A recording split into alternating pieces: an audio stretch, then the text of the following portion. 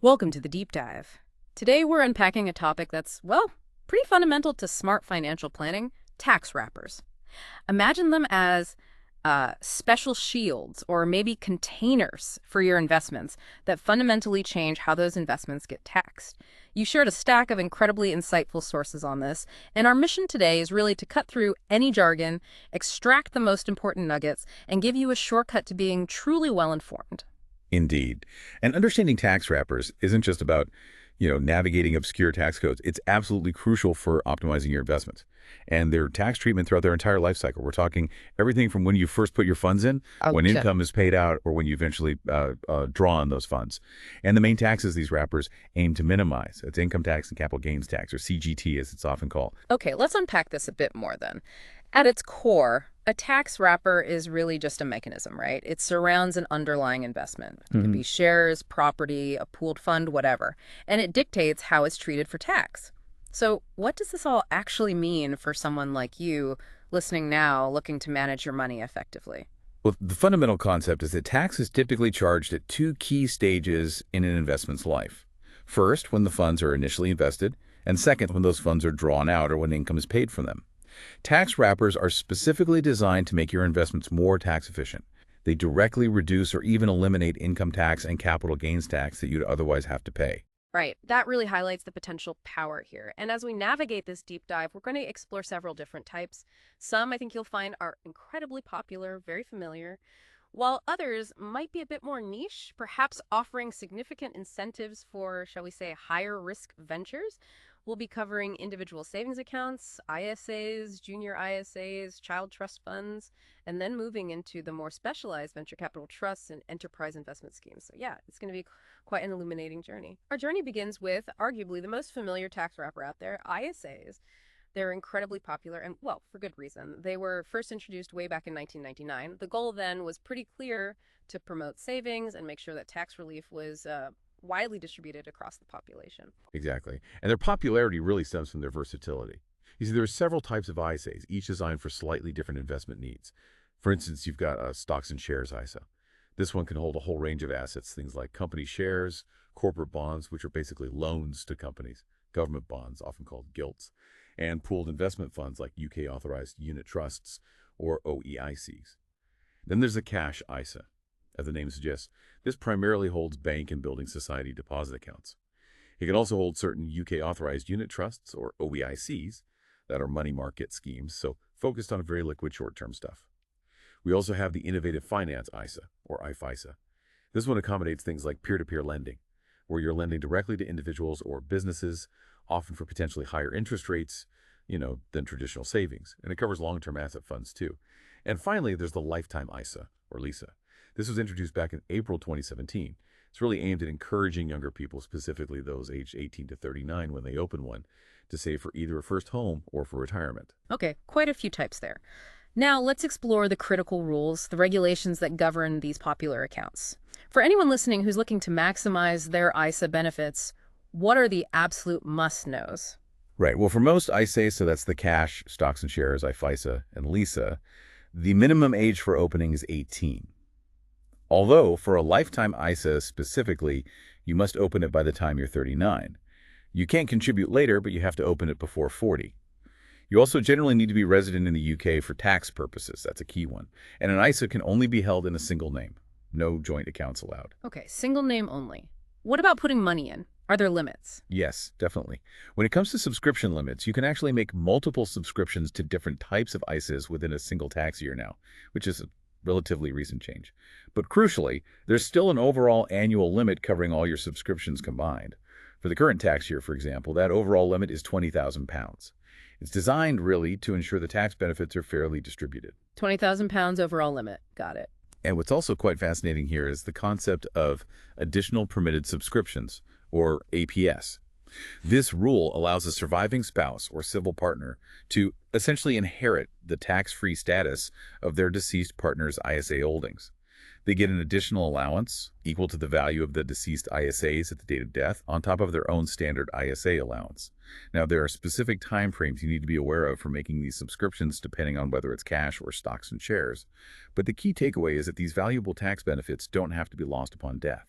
They can be preserved. That's a really important point, the APS. Okay, so once your money is in an ISA, how flexible are they? What about getting your money out or maybe moving it around? Flexibility, well, it really varies a bit by the provider and the specific ISA type.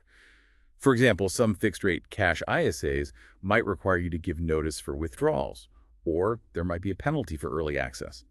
However, generally speaking, funds can be transferred between different ISA providers. And you can even transfer between different types of ISA, say from a cash ISA to a stocks and shares ISA, without it counting against your annual subscription limits, as long as you follow the proper transfer process. Oh, so you don't use up your allowance just by moving existing ISA money. Exactly. As long as it's an official transfer, it doesn't affect your limit for new money in that tax year.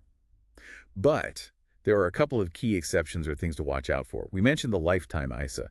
If you transfer funds from a LISA to a different type of ISA before you're 60, and it's not for buying your first home or because of terminal illness, it will trigger that 25% withdrawal fee on the amount you take out. So you'd actually get back less than you put in, potentially. Ouch. Okay, that's a big penalty. It is. It's designed to keep the money for its intended purpose. Also, just a note on the innovative finance ISA.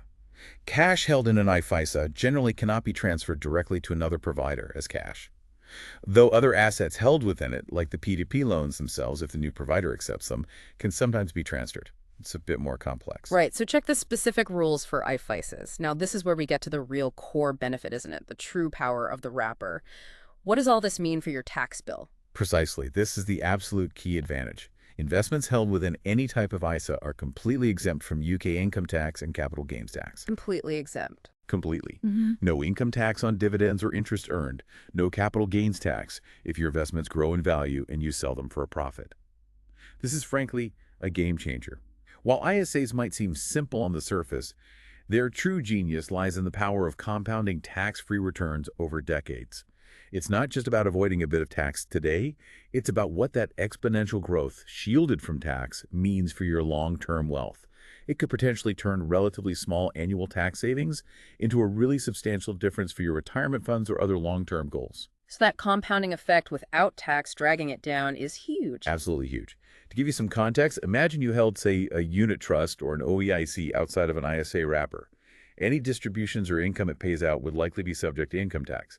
And if you eventually sold it for a profit, those gains above your annual CGT allowance would be subject to capital gains tax. The ISA wrapper just eliminates both of those worries. Okay, that's crystal clear. Now, among these ISA options, you mentioned the Help to Buy ISA. It was a cornerstone for many first-time buyers, I remember, though it's now closed to new applications. Can you quickly just outline its key features?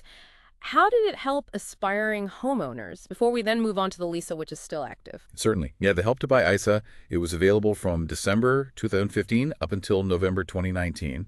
So no new ones can be opened. It was specifically designed to help first-time buyers in the UK get onto the property ladder. The big hook was the 25% government bonus on savings. So for every £200 you save, the government would add £50 up to a maximum bonus of £3,000 on £12,000 of savings. There was a minimum bonus amount too, £400, which meant you needed to save at least £1,600 to get any bonus. And the savings plus that bonus could then be used towards buying a property up to a certain value, £450,000 in London and $250,000 elsewhere in the UK. Right, a significant boost for that deposit. Okay, so that's closed. But then we have this still active lifetime ISA, or LISA.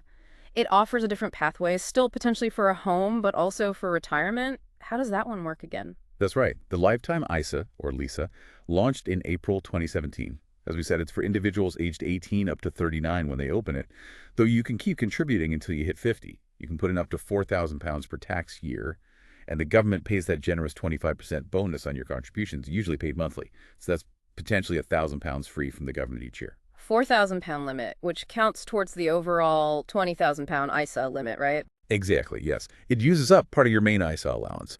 Like other ISAs, you have choices within the LISA. You can hold it in cash or invest in stocks and shares. And the key thing is that the savings, plus that bonus, can be used tax-free towards buying your first home under specific conditions similar but not identical to the Help to Buy scheme. Or you can just leave it invested and access it tax-free after you turn 60 for retirement. But, and it's a big brunch, we mentioned there's that 25% penalty if you withdraw the funds for any other reason before age 60, unless it's due to terminal illness. Understood. So powerful incentives, but strict rules on accessing the money early for non-approved reasons. Okay, let's shift our focus now to investing for the next generation. Beyond adult ISAs, there are specific wrappers designed to save and invest for children. Let's talk about junior ISAs and their predecessor, child trust funds. Right. Junior ISAs, or GSAs, they became available in November 2011. They effectively replaced the old child trust funds for newborns from that date onwards. They offer very similar tax benefits to adult ISAs, so any investments held within them grow completely free of UK income tax and capital gains tax.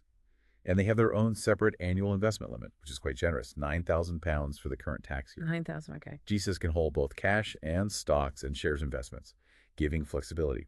What's important here is that while a GSA is open and usually managed by a parent or legal guardian until the child turns 16, at age 16, the child can actually take control of managing the account themselves, so they can't withdraw the money yet. Then at age 18, the GSA automatically matures and converts into a standard adult ISA in the child's name. And crucially, the funds generally cannot be accessed by anyone, not the parent, not the child, until the child reaches 18, except in tragic circumstances like terminal illness. So it's really locked away for the child's future. And what about those child trust funds, the CTFs? Given they're no longer available for new savers, what's their status? Yes, child trust funds, or CTFs, are indeed closed to new savers. They were for children born between September 2002 and early January 2011. But importantly, any existing CTFs can still receive subscriptions, up to the same £9,000 annual limit as JOSAs, and they retain their tax-exempt status. The investments inside still grow tax-free. So people can still pay into them if their child has one? They can. And this raises, I think, an important question for parents or guardians with the CTF. You also have the option to transfer an existing CTF into a junior ISA. This can often be a smart move. JOSAs generally offer a much wider range of investment options, potentially lower fees, and more modern platforms compared to many older CTFs. That sounds like something worth looking into if you have a CTF. Definitely. Similar to JOSAs, the funds within a CTF are generally locked away and inaccessible until the child's 18th birthday. There were different types of CTFs originally. Some were deposit-based, some held shares, and there were also stakeholder accounts, which had specific rules, including a cap on charges. I believe it was 1.5% per year. Okay, good overview of the children's options. Now, this is where we perhaps venture into a slightly different world of investments. Investments designed not just to protect wealth, maybe, but to actively fuel the UK's growth engine. And they come with some truly compelling tax incentives. We're talking about venture capital trusts and the enterprise investment scheme. These seem designed by the government specifically to encourage investment in smaller, higher-risk companies, the kind not typically listed on major stock exchanges. That's exactly right. Venture capital trusts, or VCTs, are a type of collective investment scheme. This means your money is pooled with other investors' money and managed by a professional investment manager. That manager then invests the pool across a whole range of smaller, potentially higher growth, but definitely higher risk, typically unlisted companies. So it spreads your risk somewhat compared to investing in just one small company. So it's managed diversification into this riskier area. Precisely. And the profound insight really behind both VCTs and the Enterprise Investment Scheme, EIS, is that the government is effectively co-investing alongside you. How? By subsidizing a significant portion of your risk through very generous tax reliefs. It makes investing in the UK's burgeoning startup and scale-up sector much more accessible and attractive. Okay, tell us about those tax reliefs for VCTs. They sound significant. They are very attractive, yes. First, you can get income tax relief of up to 30% on the amount you invest, up to a maximum investment of £200,000 per tax year. So, a £10,000 investment could potentially reduce your income tax bill by £3,000 in that year, provided you hold the VCT shares for at least 5 years. Wow, 30% upfront relief. What else? Furthermore, any dividends paid out by the VCT are usually entirely tax-free. And if you eventually sell your VCT shares for a profit, those capital gains are completely exempt from capital gains tax. Again, provided you've met the holding period requirement. Of course, for these reliefs to apply, the VCT itself must be approved by HMRC and continue to meet quite strict conditions about where and how it invests. That's quite a powerful set of incentives. Okay, how does the Enterprise Investment Scheme, or EIS, compare or differ? What makes that one unique? Right, the Enterprise Investment Scheme, EIS, differs quite significantly in structure. With EIS, you're not investing in a collective fund like a VCT. Instead, you're investing directly into the shares of an individual qualifying company, so you pick the company yourself, or through a platform that offers EIS opportunities. So, more direct, potentially more concentrated risk. Potentially, yes. But it also offers substantial tax benefits. arguably even more generous upfront for larger investments. You can receive income tax relief of up to 30% on your investment, similar to VCTs, but the annual investment limit is much higher. It's up to £1 million per tax year generally. And that limit doubles to £2 million per tax year if the investment is specifically in what's called a knowledge-intensive company. These are typically companies heavily involved in research and development or with significant intellectual property. A million or even 2 million annual limit with 30% tax relief. That's substantial. It is. And what's also fascinating with EIS is capital gains deferral. If you've made a capital gain from selling another asset, say shares or property, you can defer paying the capital gains tax on that gain if you reinvest the amount of the gain into qualifying EIS shares. The tax only becomes payable later when you dispose of the EIS shares. Ah, so you can postpone a tax bill. What about gains on the EIS investment itself? That's another key benefit.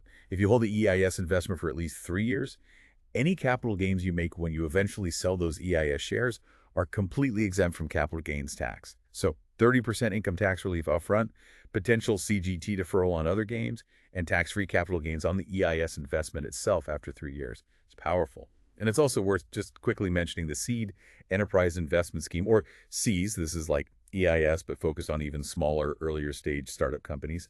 It offers even higher tax reliefs, currently 50% income tax relief, but on smaller investment amounts, to reflect the even greater risk involved. Right, CES for the really early stage stuff.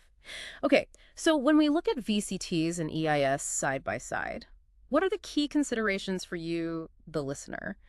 Especially given, as we've said, the higher risk that comes with these investments compared to mainstream options. Well, the key structural distinction, as we covered, is VCTs are collective investments. Your money is spread across multiple companies by a manager, potentially reducing the impact if one specific company fails. EIS, on the other hand, is a direct investment into a single company. All your eggs for that specific investment are in one basket, so to speak. So diversification versus concentration. Exactly. Both schemes are powerful government mechanisms. They're designed to channel much-needed funding into growing UK businesses. And they offer these significant tax incentives to investors like you who are willing to take on the higher risk associated with investing in smaller, often unlisted companies that have potential but are inherently less predictable. So for you, the listener, the decision really often boils down to a few things. Yes. Things like your personal tolerance for risk. Do you prefer a diversified portfolio managed by experts, which is what a VCT offers? Or do you perhaps prefer the potentially higher reward, but also higher risk, hands-on approach of identifying and backing a single company you really believe in through the EIS? Right. It also depends on how much you want to invest, given the different annual limits. Lots to weigh up there, definitely in the higher risk, potentially higher reward category. And that brings us toward the close of our deep dive into the world of tax wrappers. What we've unpacked today really shows that these aren't just, obscure financial tools buried in tax law. They are genuinely powerful mechanisms that can significantly enhance your investment returns, primarily by reducing your tax burden along the way. Understanding these nuances from the universally familiar ISA right through to the more specialized VCTs and EIS truly is a shortcut to being well-informed about your financial options. That's a great summary. And I think, to summarize, while some of the details can seem complex and maybe a little daunting at first, the underlying principle is actually quite simple. Matching the right tax wrapper to your individual financial goals, your time frame, and your circumstances can make a really substantial difference to your long-term wealth. Critical thinking is, I think, essential in navigating these choices and really understanding how each option aligns or doesn't align with your personal investment strategy and your appetite for risk. Absolutely. It's about making informed choices that work for you. So knowing what you do now, having journeyed through ISAs, JESs, CTFs, VCTs, and EIS, knowing how these wrappers protect and potentially grow investments. Here's a final thought. What's one immediate step you could perhaps take to reevaluate your own financial planning? Or maybe just to dig a little deeper into one of these specific options that caught your interest today?